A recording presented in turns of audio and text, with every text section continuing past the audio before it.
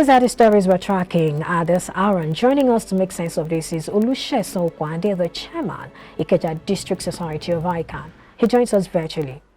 Hello, good to have you join us today, Olusegun. Good morning, Perpetua, and good morning to our viewers. My pleasure to be here this morning. All right, let's start from the very last story, really. This is about some manufacturers. Can you hear me, Perpetua?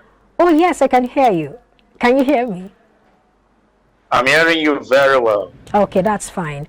Let's talk about this particular story where we have National Union of Food, Beverage and Tobacco Employees, calling on the federal government to take urgent action to save the business, and they're threatening to relocate their factories to neighboring states. What's your take on this?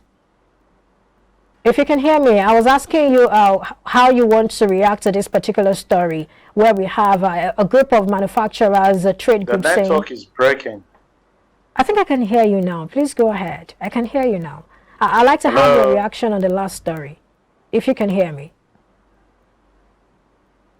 Hello. All right. I guess we're having connection issue right there. We'll take a break now. When we come back, we'll continue the conversation with Olusegun Okwande. Stay with us. This is Business Breakfast.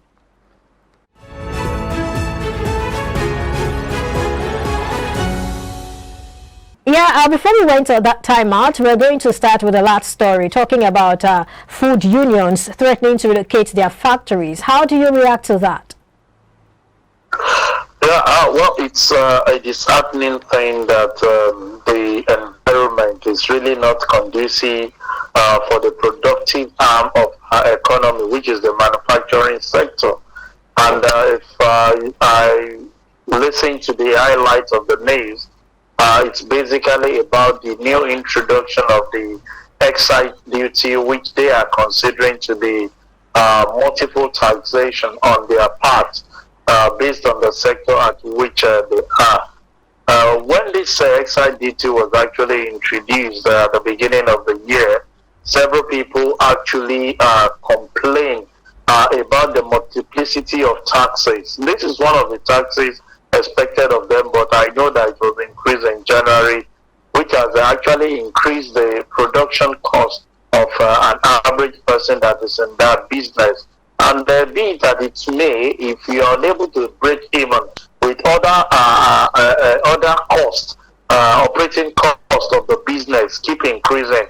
The power cost, which is critical to every businesses as we speak, considering the fact that the normal power supply is not available, and even the cost of raw material, the availability of it, some of these things has actually created a lot of issue for them. And I think it's just wise for government to have a second thought that rather losing out the business completely, we should have a rethink on how to manage the taxes that is being imposed on some of these manufacturing companies. You are looking for revenue, but they are no longer available. How do you generate the revenue? So it should be a win-win thing in such a way that the government should give a recourse to them and see how they can skim it down, let them stabilize, because there are other factors that are challenging, that are facing this manufacturing sector, that is not just the taxes. So they should be able to level up, and when they grow, you'll be able to introduce that and make more revenue. But it's not advantageous for us for them to relocate out of the country, because that would definitely create unemployment. All right, I think I'll come in here very quickly. Now, let's look at the federal government's revenue generation drive. That's on the one hand. And then on the other hand, we have those factories, we have these manufacturers who also are bedeviled by a whole lot of economic issues, you know. Now, let's look at, isn't the federal government, while it's important... Hello? Can you hear me? Hello? Can you hear me? Hello, Perpetua. I can hear you. Can you hear me? Okay, well, if you can hear me, I am saying that while it's a good thing that the federal government is trying to, you know, rev up revenue generation, it's also important for the federal government to look at how to ensure that some of these players in the industry, you know, to a very large extent, they have soft landing, because they are also encumbered by all of these issues, the economic indices that are really not favorable at this point in time. But we'll take a break now. When we come back, we'll continue this conversation with Olusegun Okwande. Stay with us.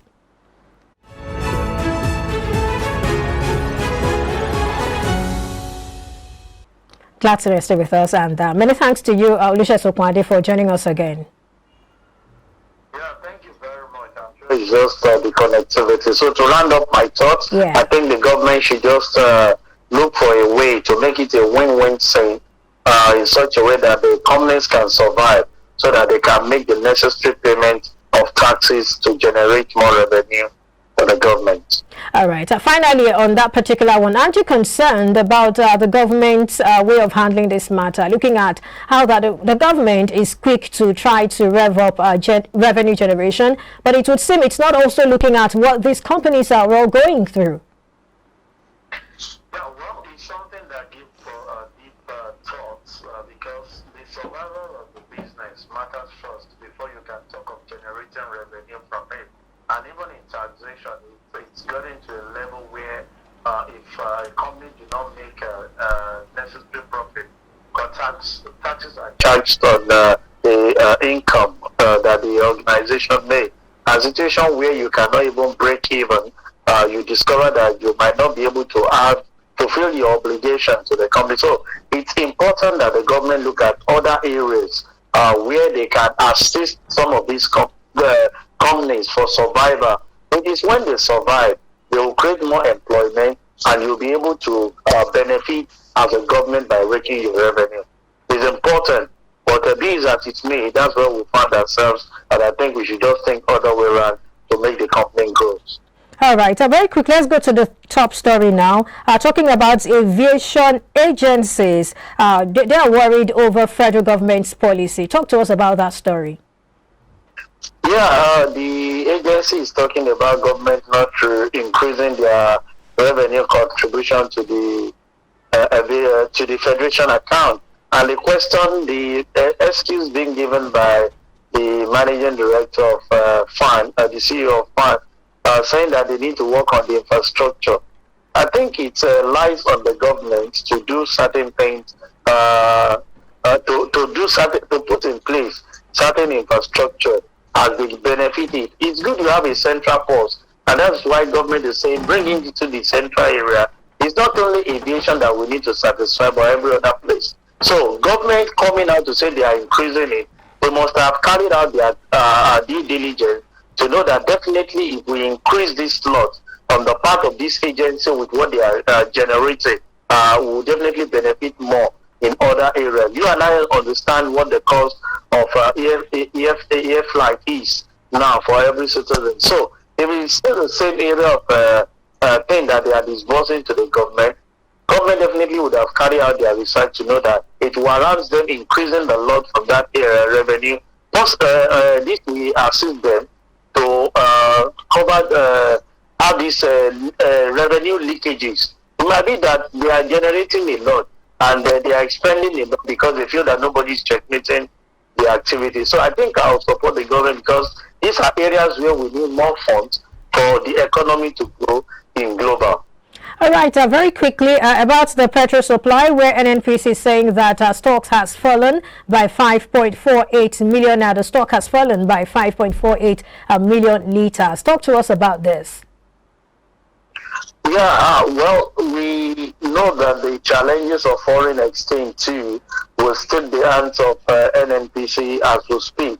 And the only way we've been shouting and we've been clamoring for is if we have these raw materials domesticating with us, what stops us from producing it locally?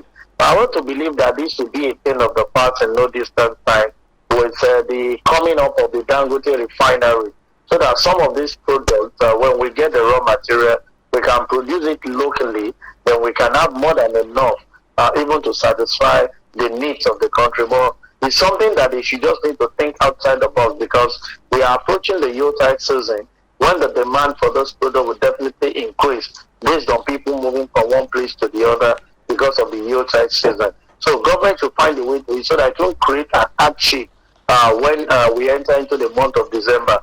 As we speak, it's already a problem in the northern region. That was attributable before now to the flood. But now the flood is being subsided.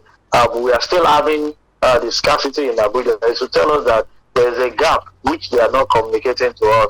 But I wish that this is being addressed before we enter into the month of December to curb the hardship of an average citizen that may want to move from one place to the other because it's end of the year. All right. Well, to the first story now, talking about Nigeria benefiting from £95 million investment. And this is all about climate investing. Talk to us about this story.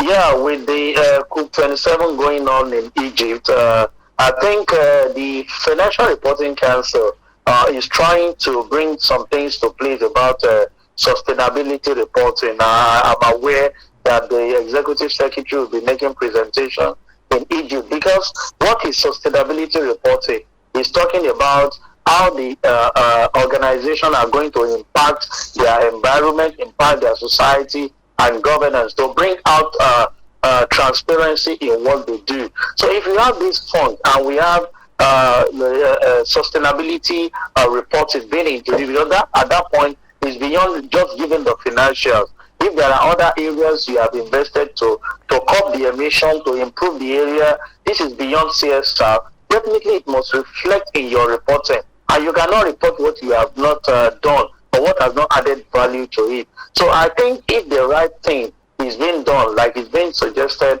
by those agencies that are concerned, definitely some of these funds, when they are being given to the country, average citizen will have impact on it, because this moving to the greener climate is key and fundamental to our health and to everything that goes on now.